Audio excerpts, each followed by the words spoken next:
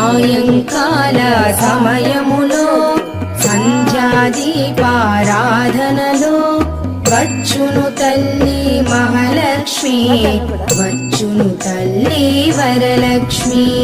కాళ్లకు గజ్జెలు కట్టింది, మెడలో హారము వేసింది, పిలచిన వెంటనే పలికింది, అడిగినదంతా ఇచ్చింది.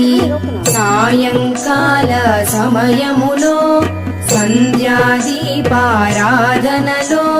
వచ్చును తల్లి మహాలక్ష్మి, వచ్చును తల్లి వరలక్ష్మి.